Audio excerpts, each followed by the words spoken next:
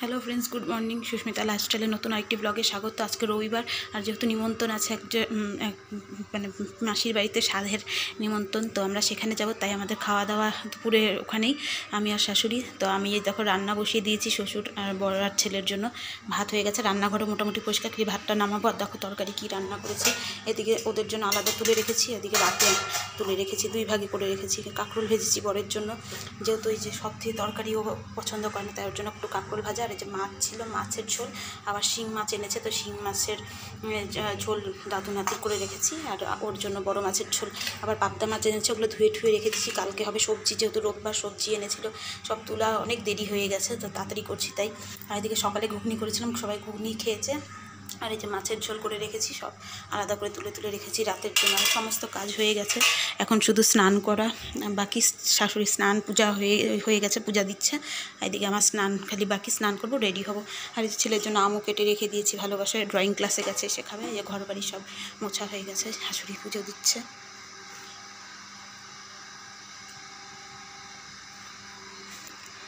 আর এদিকে দেখো কত শাক এনেছে, বৃষ্টির মধ্যে ভিজে গেছিলো বলে সব একটু মানে ভালো হাওয়াতে একটু ঝরঝরা হওয়ার জন্য এখানে দিয়ে দিয়েছি শুকাতে। তো শুকাবে তো না, যেহেতু রোদ নেই, কিন্তু এমনি দিয়ে দিয়েছি একটু সবে একটু বেছে বুঝে।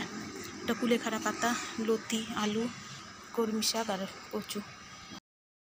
এখন প্রায় ঘড়িতে 1:45 মতন বাজে। আমার কাজটা শেষ, স্নান হয়ে গেছে, যে রেডি হয়ে গেছি। তো যে দাঁড়িয়ে ফটো তুলছি কিছুটা, তো ফটো তুলেই চলে যাব। ওর বাবা তো যাবে না, মানে আমার বর তো যাবে না। তো আমরা সবাই রেডি, শাশুড়িও রেডি, ছেলে বলছে আমাকেও নিয়ে চলো। তো ভাবলাম ছেলেকে একবার রেখে যাও, তো ভাবলাম না, নিয়ে যাই। এই দেখো যার বাড়িতে আসে, যে ওই মাসিটা যে দাঁড়িয়েছে গোলাপি শাড়ি পরা, ওনারই ছেলের বউয়ের সাথ। তো ওনার বাড়িতে আসছি। তো এই যে আমরা চলে এসেছি, অনেক ইয়ে করে 3 জনে মিলে টোটো ধরে চলে এসেছি। আর এসে দেখি তখনও কিছু হয়নি, কিছুক্ষণ বসেছিলাম, সবার সাথে গল্প করলাম, অনেকজনের সাথে দেখা পরিচিত হলো অনেক দিন বাদে। তো সবার সাথে গল্প করতে করতে অনেকটা টাইম কেটে যায়। তারপরে আমরা 3টা সাড়ে 3টার সময় যে খেতে বসেছি। আর তার আগে যে বউকে খেতে দেওয়া হচ্ছিলো, নতুন মাকে, হবু মাকে, তো সে তাকে খেতে দিচ্ছিলো। সে আবার বাচ্চাগুলোকে, আমার ছেলে, তারপরে আরও ছেলে আছে, তো তাদেরকে খাইয়ে দিচ্ছে।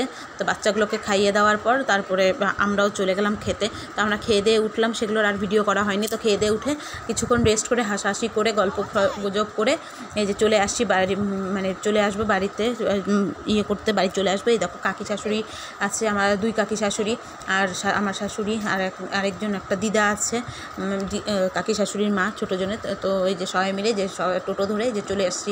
আর গড়িমঠতে আসছি, তো ওখানে দেখো রথ বের হয়ে গেছে।